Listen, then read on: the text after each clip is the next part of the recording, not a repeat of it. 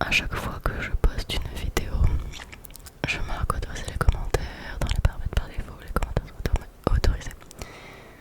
Et quand la vidéo sort, les commentaires sont désactivés.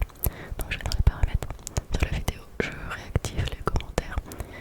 Ensuite les commentaires sont encore désactivés. Donc je retourne dans les paramètres de la vidéo, je réactive les commentaires. Et c'est chiant. Et du coup en fait je voulais faire un test là comme ça, voir si du coup YouTube ne peut pas dire que j'ai une tête d'enfant ou je sais pas quoi. Parce que par exemple la vidéo par pied, on voyait pas, enfin on voyait pas ma tête, ou presque. Et du coup j'ai pas eu ce problème là dans les commentaires. Du coup voilà, je voudrais tester. Dites-moi ce que vous préférez, enfin dites-moi si c'est vraiment dérangeant ou pas la vue là que vous avez avec le micro en premier plan et tout.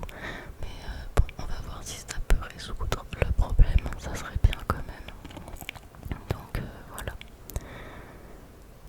on va arrêter de blablater, enfin non, on va pas arrêter de blablater en fait, parce qu'aujourd'hui c'est une vidéo anecdote, storytime, etc. Encore une fois, voilà.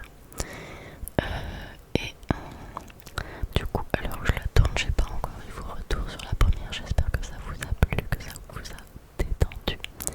Et c'est parti pour une nouvelle anecdote. Toujours un truc pas ultra joyeux, mais promis, je vous en ferai des plus joyeuses. Mais du coup là, c'est ça qui me venait en tête. Et du coup, bref, c'est ça que j'ai envie de vous raconter aujourd'hui. Donc aujourd'hui, on va parler de la fois où j'ai voulu aller à l'EFS, donc l'établissement français du sang, pour donner mon sang en fait. Alors, on va mettre un petit peu de contexte. Depuis la première fois que j'ai entendu parler du don du sang, j'avais, je pense, j'étais au lycée. Et je sais plus quelle année exactement, mais j'étais au lycée. Et je crois qu'il y avait eu une intervention peut-être. Et aussi, du coup, le FS venait prélever dans le lycée, il faisait une collecte en fait. Il faisait une collecte dans le lycée. Je trouve que c'est un peu bête de faire ça dans un lycée. Non, à la fois, ça permet d'informer les jeunes suffisamment tôt qu'on peut donner son sang, tout ça, que ça peut sauver des personnes. Mais en fait, au lycée, il n'y a pas grand monde qui peut donner parce qu'il faut être majeur. Et du coup, j'ai trouvé ça un peu dommage dans ce sens-là. Parce que moi, quand c'est arrivé, du coup, je l'étais pas et du coup, je pouvais pas donner. Après, il y a d'autres conditions. Donc, déjà, quand vous arrivez là-bas, vous remplissez un questionnaire sur est-ce que vous avez été malade pendant les 2 ou 4 dernières semaines, est-ce que vous avez eu de la fièvre, est-ce que il faut du coup, est-ce qu'il faut être majeur, il faut faire minimum 50 kilos, pas moins, sinon vous êtes refusé. Il faut répondre à tout un tas de questions, santé, si vous avez des maladies, si vous avez voyagé dans tel ou tel pays à telle ou telle période, si vous avez eu tel ou tel traitement, il y a plein de trucs qui font que c'est mort. Après ça évolue régulièrement,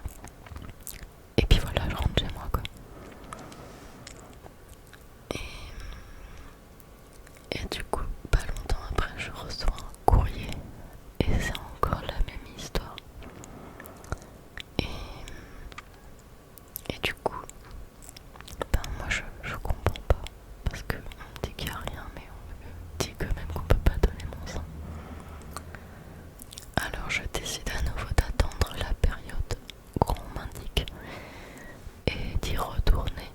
Et cette fois avec l'entretien avec le médecin. Le médecin me dit ah mais on vous a rien dit, tout ça, personne vous a expliqué, c'est bizarre. Non mais des fois c'est rien, et puis ça peut être des fois ça peut être des virus HTLV, des trucs comme ça qui me sortent.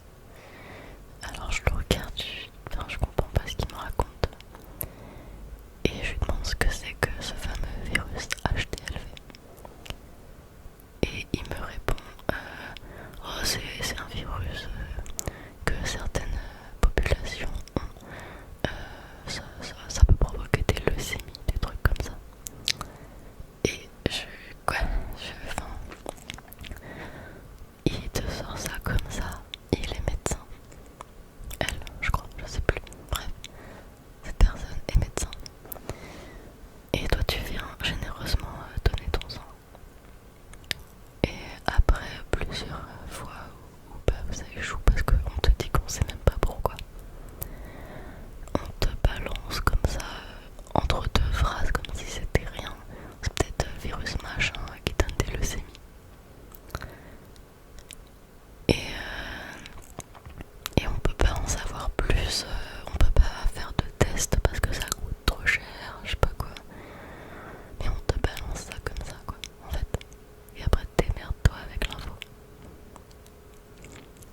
Alors je vous laisse imaginer comment on peut se sentir après avoir reçu cette information. On se retrouve lâché là, on nous demande de rentrer chez nous. Et vous savez comment est l'être humain quand il s'inquiète et qu'il va chercher des choses médicales sur Google, sur internet. Donc voilà, ça n'aide pas. Mais bon, quand les médecins n'aident pas non plus. Et donc ça m'a complètement fait halluciner. On m'a dit que c'était pas la peine de revenir en fait, que si ça faisait 3 fois que mon test était avec problème d'interprétation comme ils disent, c'était pas la peine de revenir, qu'ils avaient des infirmières chez eux qui avaient ça aussi, et que bah, ça changerait jamais en fait, que ça servait à rien de revenir un jour. Voilà ce qu'on m'a dit. Alors moi j'étais déçue et à la fois stressée. Et ça c'était il y a la fin de ce que je viens de vous raconter, c'était genre 2018 ou 2019 je crois, donc ça date. Et là récemment, il y a quelques mois, j'ai reçu un mail de l'EFS qui me dit que leurs réactifs ont évolué et que je peux venir quand je veux pour tester si je peux